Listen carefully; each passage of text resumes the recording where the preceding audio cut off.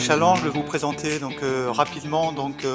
un peu la structure qui a été un peu à l'initiative de ces journées. Donc effectivement, et donc c'est au niveau des animateurs, je remercie aussi mes collègues Didier Andrivon et Marie-Claire Kerlan qui co-animent cette UMT avec moi, d'avoir préparé cette présentation rapide de ce partenariat de recherche assez original entre la filière plan et la recherche publique. Donc d'abord pour dire que la collaboration elle existait avant l'UMT, entre deux structures, deux filières, hein, donc nos prédécesseurs avaient déjà lancé des programmes sur les maladies de la pomme de terre dans les années 60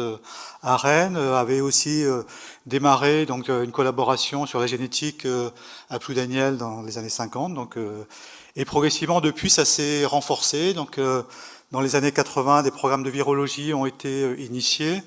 Puis ensuite sur les bactéries de quarantaine, la jambe noire, les altérations superficielles, les émergences, le programme sélection assistée par marqueur dans les années 2000 aussi,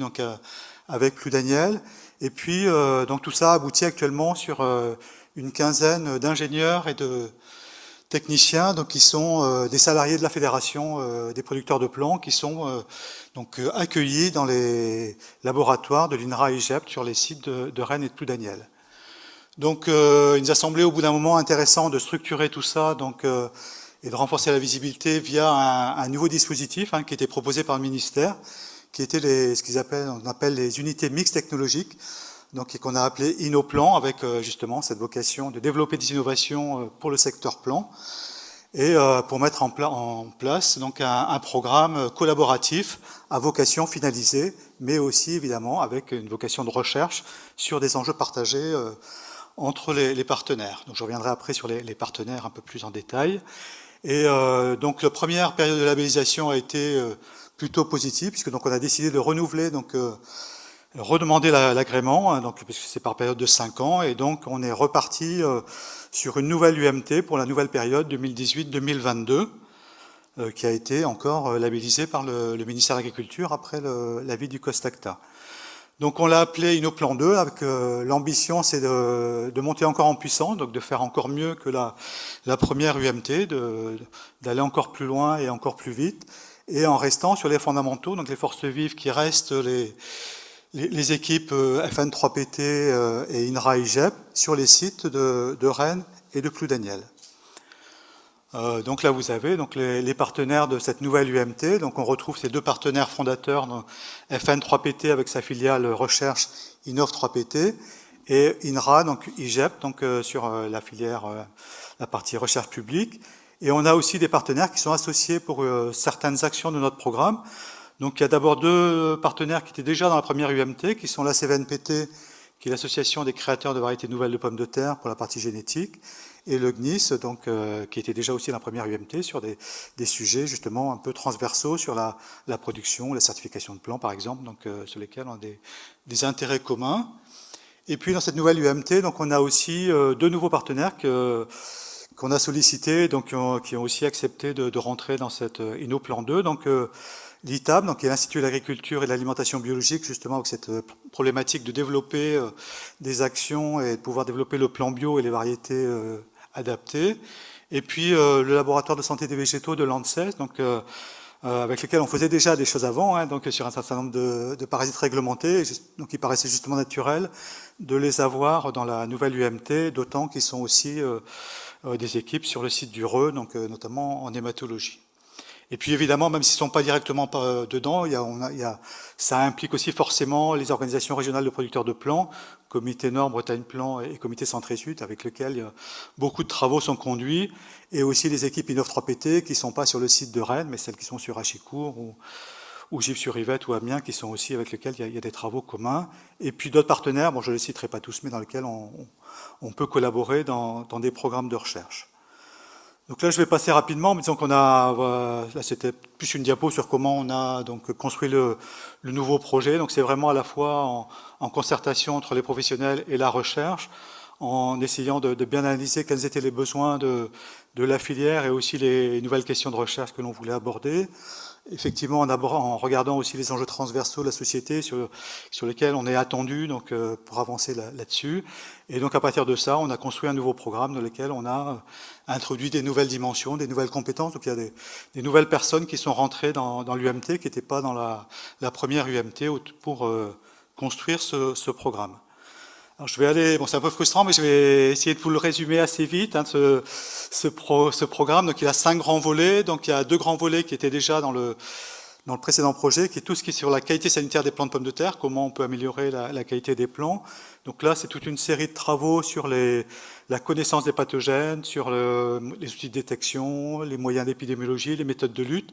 Donc ça concerne les virus, les bactéries, les champignons, les nématodes, en fait tout ce qu'on susceptible d'être présent et véhiculé par les plantes, sur lesquels il est important d'avoir des actions, avec à la fois des actions ciblées sur des pathogènes, mais aussi essayer d'avoir des actions plus transverses, donc là notamment des actions sur la diversité microbienne, des approches un peu plus transversales sur ce sujet-là.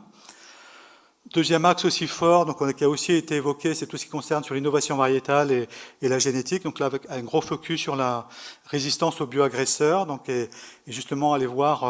dans les ressources génétiques quelles sont les résistances disponibles. Donc là, il y a eu des travaux pour essayer justement de prendre en compte des nouvelles résistances, par exemple sur une maladie comme la jambe noire, sur lesquelles il n'y avait pas de travaux précédemment, mais aussi sur d'autres, sur les virus, sur les pythium, enfin des choses qu'on verra au fur et à mesure de ces journées. Des aspects plus technologiques hein, sur les outils de génotypage, voire aussi peut-être à l'avenir sur les outils de phénotypage plus rapides, et aussi la combinaison de résistance sur plusieurs pathogènes, puisqu'évidemment pour un producteur, l'idée c'est de protéger sa culture sur un ensemble de parasites. À côté de ces deux axes qui étaient déjà des axes forts, on a des nouveaux axes qui sont arrivés, donc notamment le numérique, qui est effectivement une nouvelle dimension assez transversale un peu partout, donc avec l'ambition d'introduire, d'étudier notamment l'intérêt de l'imagerie sur l'analyse des maladies et ravageurs sur nos plants de pommes de terre, aussi un volet sur le big data, voir essayer comment on peut essayer de mieux exploiter les données qu'on a à la fois en recherche et à la fois donc en production, et à partir de ça, les traduire dans des outils de pilotage à destination des producteurs.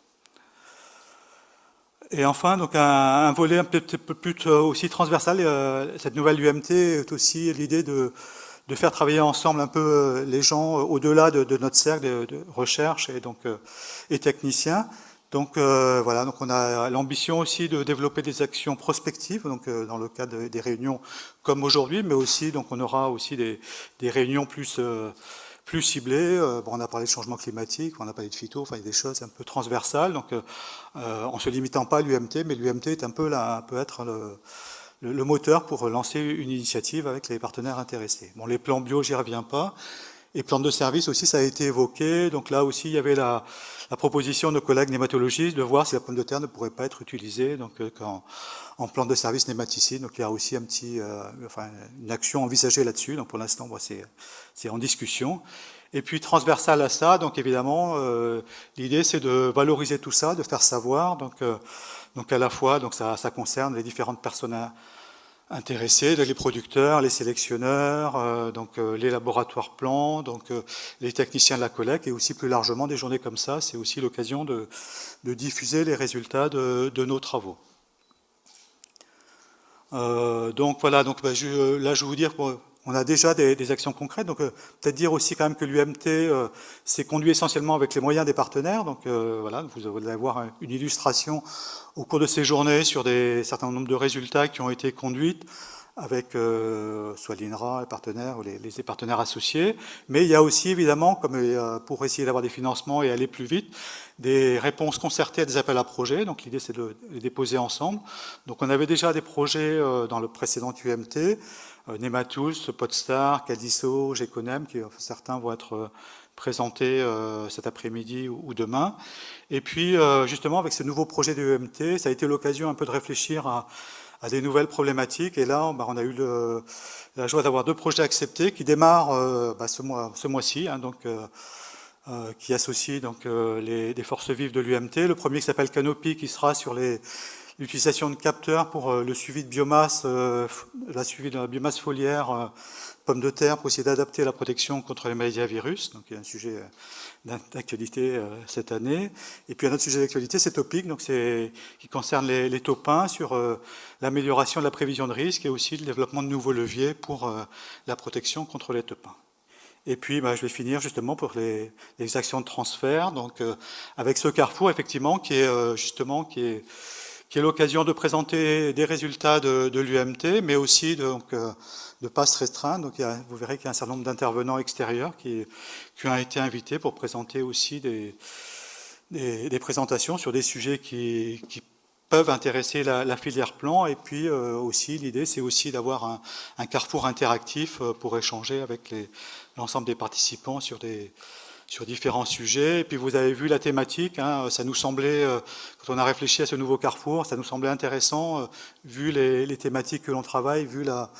préoccupation générale, un peu à la fois de la société, des producteurs, de